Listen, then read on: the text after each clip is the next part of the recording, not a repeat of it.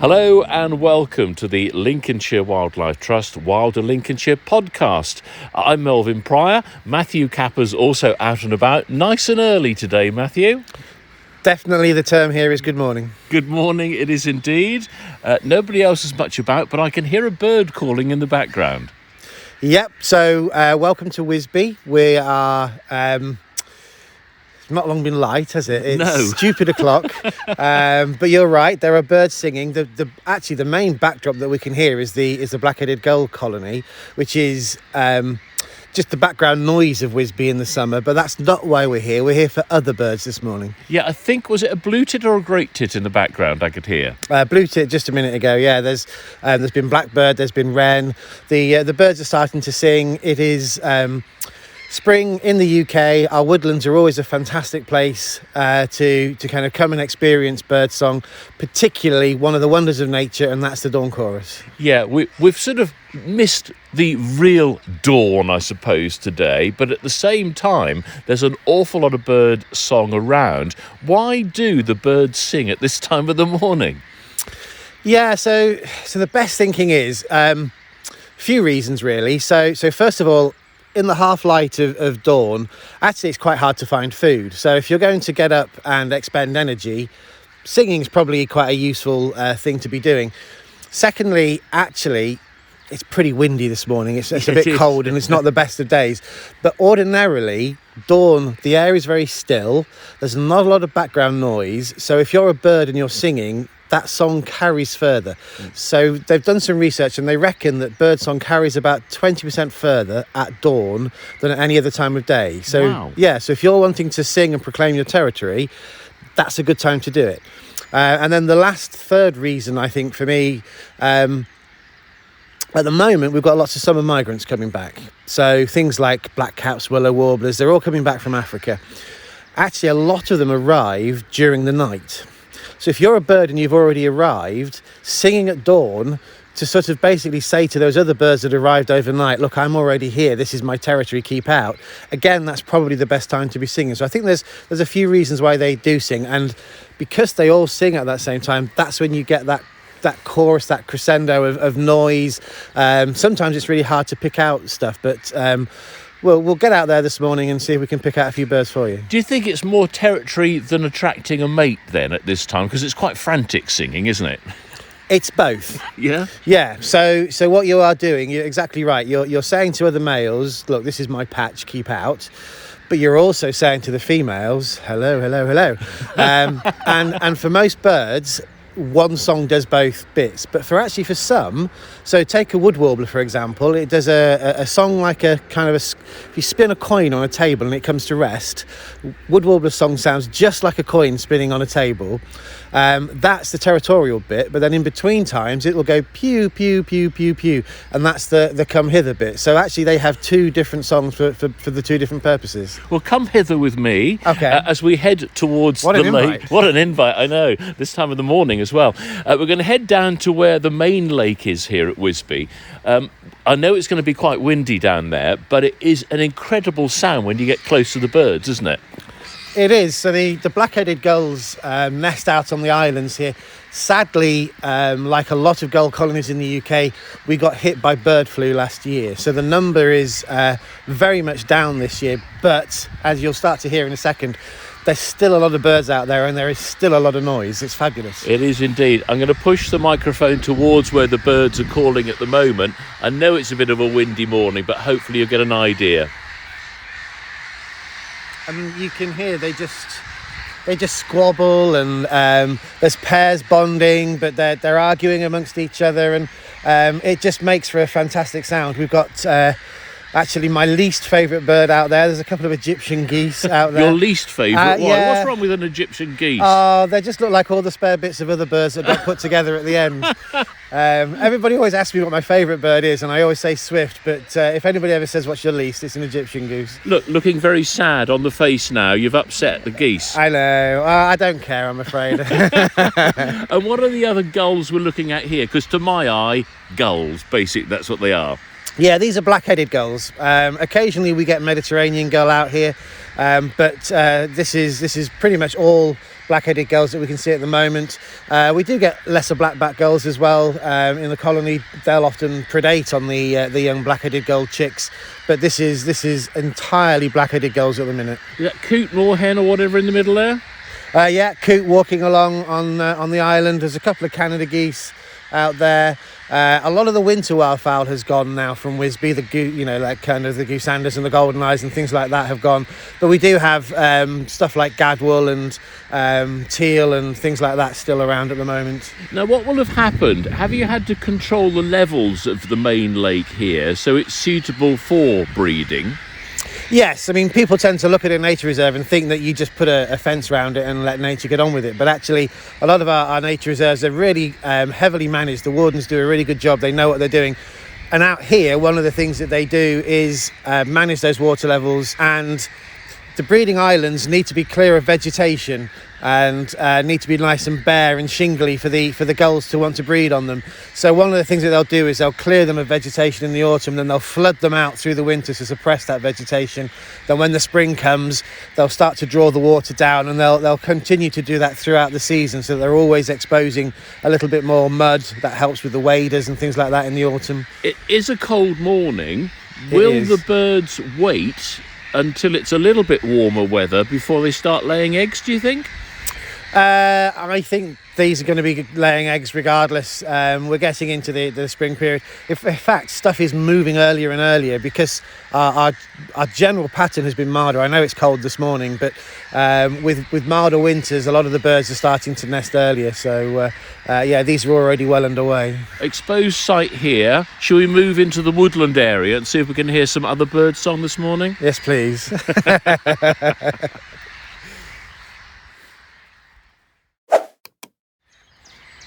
Out and about with Matthew Capper. We're at Whisby Nature Park early in the morning, but we've come away from where the main lake is with the gulls, and you've just identified a bird that I've been trying to find with the binoculars high up in the tree.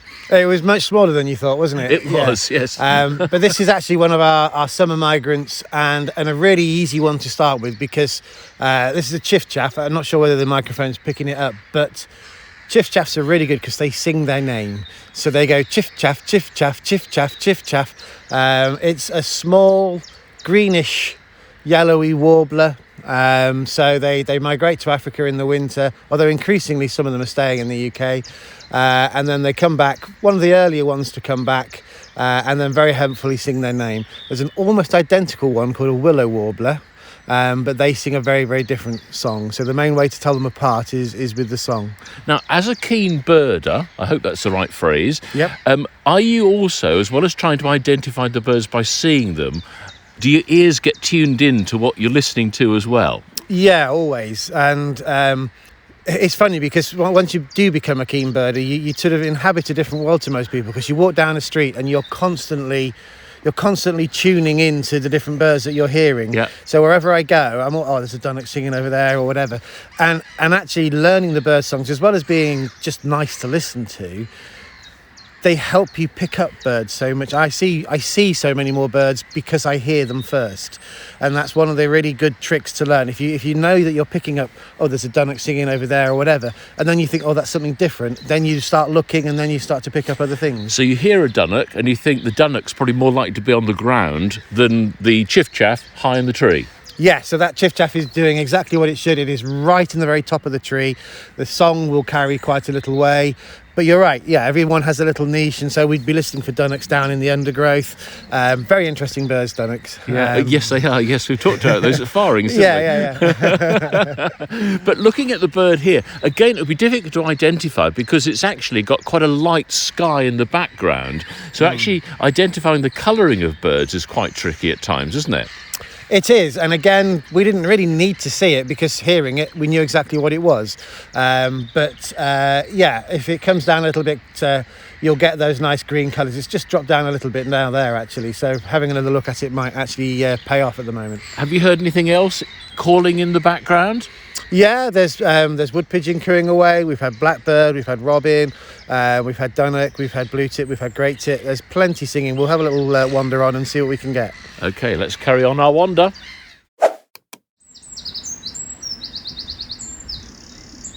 Carrying on our walk around at Whisby Nature Park, and we're actually standing underneath a tree, and there was a bird calling just above us. Yeah, so we've got a wren singing up here at the minute. We'll see if we can get it on the recording. They always tend to shut up as soon as you want them to sing. They never do it. They never do it on cue, do they? Well, what always amazes me, because I get wrens on the allotment, to be honest with you, you hear this loud bird calling, and you sort of think, well, it must be quite a large bird, but the wren, tiny, tiny bird, big song.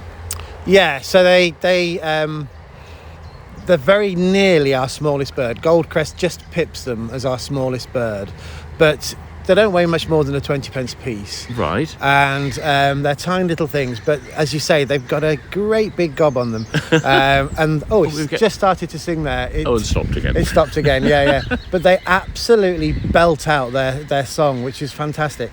One of the easiest ways to think of wren, there's always a big trill in there. So I always say shrill with a trill, and you've got a wren. So that's what you need to remember going forward, is shrill with a trill, and that's your wren. I'm learning a lot. I mean, the problem with this time of the year is we're getting lots of sounds, we're getting lots of noise. We want to encourage people to come out and enjoy the dawn chorus, but of course it's getting earlier every day, isn't it? It is. I mean, we're here. It's actually mid-April when we're recording this in time for our May podcast, and that's because early May is peak dawn chorus. It's the best time to get out there.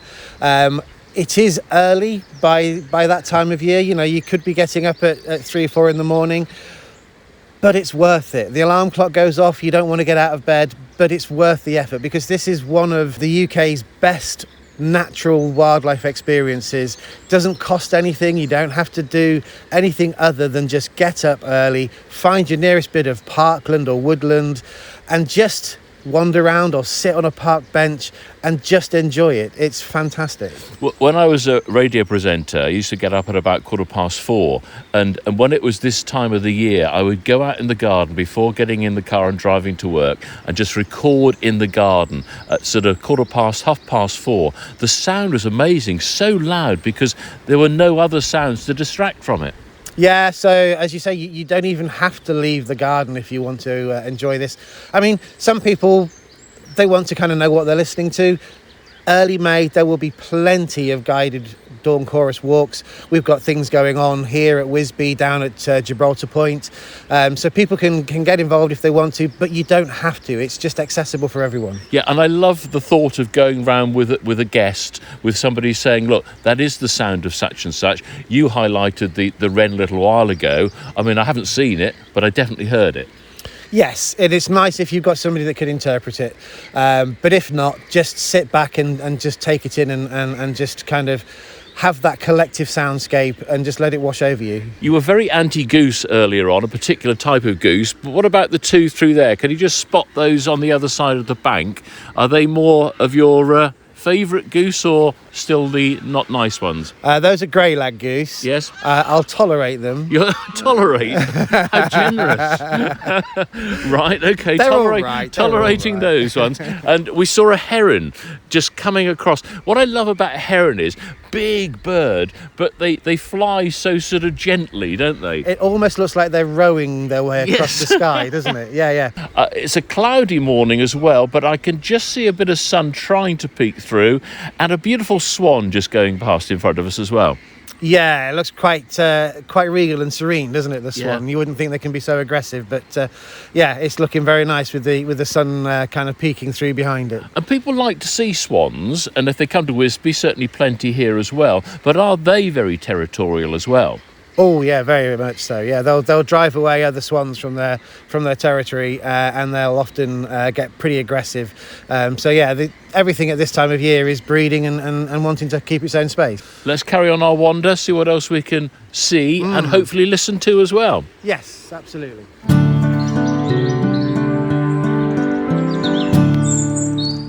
carrying on our wander around Whisby. As well as being chilly, there's been a bit of rain in the air as well this morning. That's putting the birds off, isn't it? It is, but it's not dampening our spirits, is it? It's not indeed. This is a bit like me searching for the bittern at Farings, isn't it? I think we're doing a bit better in terms of what we're seeing. We didn't get bitten, and you're never going to let me forget that, are you? Not at all. Look, we're at a junction here at Whisby. This is a place that I like because you make your choice here. You can either go up the steps and over the railway line to another part of the reserve, or you carry on your walk round the general lakes. But at this junction, we've had some real song, haven't we? Some real choice of songs here. Yeah, it's interesting, isn't it? We've kind of left the Black-Headed Gulls behind a little bit. I can still hear them. I know, but it's a bit easier to pick stuff out. So there was Blackcap a second ago singing right behind you. Garden Warbler was singing just down here. Chiff Chaff over there. There was Willow Warbler. There's been Wren. There was Wood Pigeon cooing. There's been Robin further down. We even had a pair of Sparrowhawks just circle around and carry on through. So they've clearly got a territory just over here. And that just shows you when you're out here at dawn, everything's singing. And it's not, to be fair, the best dawn chorus this morning because of the weather. But there's still so much singing around us. Yeah, I was off recording the wren. And it was when I came back out of the wooded area, you said, "Oh, you've just missed a pair of sparrowhawks." Well, I didn't want to interrupt your recording, to be fair. So again, they're birds to watch out for. I don't think I've ever seen a pair of them. No, well, they're this time of year they will display. The males are smaller than the females, and they need that sort of pair bonding early in the spring. The males will often circle up quite high, and they'll do a bit of a display. They do what's called the bumps. They'll go down, almost fold their wings in, swoop down, and then they'll go back up again. It's their way of kind of just getting that bond and that relationship. And it's the sparrowhawk that we might see in our gardens, isn't it? Sort of going through at speed and grabbing a bird that could be in our garden feeding. Yeah, so things like blue tits, great tits, sparrowhawks are perfectly adapted for going at speed through tight spaces like woodland canopy, through the kind of the gardens, the hedges, the fences, and they're very much a stealth and surprise attacking bird. They've got very long legs, rounded broad wings allows them to turn and twist in the air, and then they can stick their legs out and grab hold of something like a blue tit as they fly through the garden. Yeah, obviously dawn chorus, all about the birds, all about the song, but also plant life is coming into flower. Lots of bluebells around at the moment, and just down the lane here I'm looking at some cowslips that are coming out. Yeah, it's a nice time of year. So again, as well as getting out for the dawn chorus, get out to your local nature reserve, get out to your local piece of woodland, and just enjoy the flowers at this time of year. Yeah, the scent of the bluebells, because I grew up in a bluebell wood in Suffolk, and that used to be a very, very special time of the year. Yeah, they need to flower before the leaves are out completely and shade out the light in the woodland floor. So this is why a lot of the woodland flowers are earlier in the year than the grassland flowers, because they need that nice light and they don't want to be too dark and dim under the woodland canopy. So that's why they're out now. I think we've done very well on bird song. We'll have a final scout round and see if we can hear anything else. Yeah, let's have a wander on. So just having a listen to the sound at the moment, and there's a whole mixture of birds here. We're quite high up, aren't we, as well?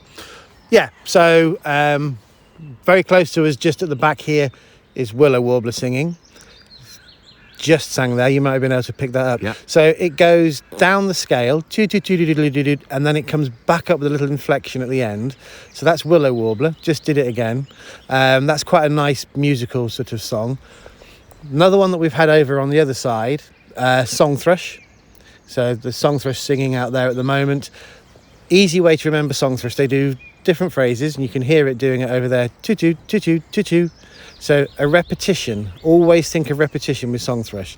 Toot, toot, toot, chew, chew, chew. So every phrase gets repeated. And it just did it again. Yeah, chew, I heard that. chew, Yes, chew. yeah. So that's song thrush. So that's nice and easy to tell. Do they tend to be right high in the tree as well? Yeah, you want your song to carry. Yep. So they'll sit up at a reasonable height. Wren just went down again. So we talked about that one earlier. That was shrill with a trill. So that's how you. Although Sam in our comms team, he says that wrens sound like a typewriter. Tick tick tick tick tick tick tick tick. It's very very quick. Like somebody typing at several words a second. It's very kind of bum bum bum bum bum. I'm surprised he remembers a typewriter. To be honest, it's all laptops and keyboards. I know. I'm impressed. He's just a little whippersnapper, is Sam. Yeah, I know. So that's quite nice. The song thrush, the wren, the willow warbler. There's a really nice little just a soundscape around us at the moment. This is probably about as good as we've had all morning. Actually, it hasn't. As I say, it's not been brilliant, but it's still pretty good at the minute, isn't it? I love the way, and I'm just watching what you're doing here. You're tuning your ears in and trying to cut out other sounds, aren't you? Yeah, and that's the way to do it, is to just try and filter and work out each one. And once you know each particular song, you just tend to build from there. And another little tip that I often say to people, it makes you look a right old fool, but actually put your hands behind your ears and almost make two sort of satellite dishes on either side of your head. And then use that, and you'll be amazed at how much of the other noise you filter out behind you. Well, I've just done that, listening to you, and you come through much louder. Yeah, so just use it as a direction finder. So there's a bird singing over there, cut out everything else, and just focus on that. And I can immediately hear that song thrush better by doing it.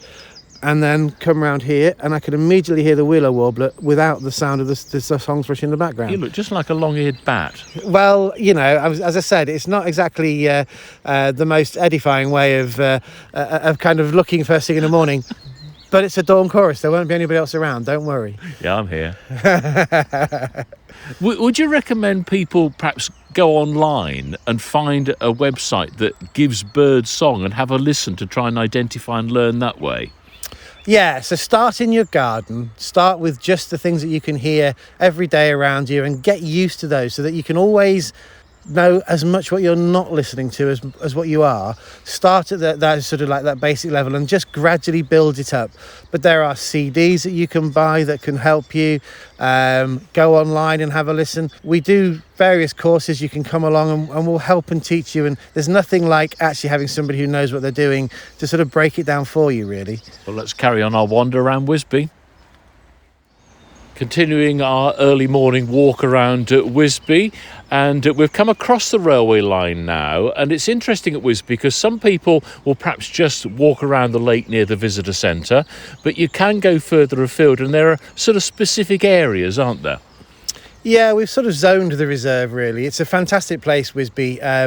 It's one of our most biodiverse sites in Lincolnshire, actually. It came out of all the gravel extraction in the area, and the Trust took it on, and we've sort of turned it back to nature. So you've got all of these lakes, lots of sort of woodland here, scrubby areas, and then nice visitor centre. So Links Inspire managed a visitor centre here. So it's got lots of facilities, and as you say, we've zoned it so that you can walk around the first lake, much more family friendly. Then the next zone, good footpaths, lots of bird hides, lots of infrastructure. You can have a walk with your dog around there. Then you get over to the other side of the railway here, and it's much more of a quieter wilderness zone, a little bit more undeveloped, so you can kind of just go and explore and discover it yourself. So it's something for everybody, I think. Indeed, the area I'm looking down at now is quite a wet area, and I do remember on certain times of the year getting bitten by midges and all sorts of things like that. Yeah, we've got some really special wildlife here. So we're a dragonfly hotspot, so all of the ponds and things are good for those, but they are also quite good for the mosquitoes. We have a really good assemblage of flowers. So some of the orchid species like helleborines, really, really good assembly of those. But you do need to know what you're looking for, and you do need to be prepared to come with lots of bug spray. Indeed. It's the time of the year that the moths and the butterflies are becoming active as well. I got some great sightings, I think. Would it be a speckled wood that I had in the garden the other day? Yeah, they're one of the earlier ones to come out. A fairly long flight period, so you'll often get those at the end of the season as well. And here, particularly along the edges of the woodlands, the paths along the woodland rides, very good for speckled wood. Yeah. We were talking about encouraging people to come out and enjoy the dawn chorus. Yes, it will be early if it's into May. But on the website generally, does it tell us activities, what sort of time things like that are happening? Yeah, so if people want to go to our website, just Google the Wildlife Trust and you'll get to our website very, very easily. And there's an events section. It'll tell you everything that's going on. We have so many events going on right across the county. Our area groups are always running events as well. We've got some dawn chorus things going on, so you can find out details. If you are going to go out and do a dawn chorus, I would say have a look at the weather forecast. Don't do what we've done and come out on a rainy day, because we've had a really lovely time. We've had some good birds. It's not quite been the cacophony that you can get. So definitely have a look at the weather forecast and don't do what we did. We've had a good time. I hope you've enjoyed listening to it. And thank you for listening to the Wilder Lincolnshire podcast.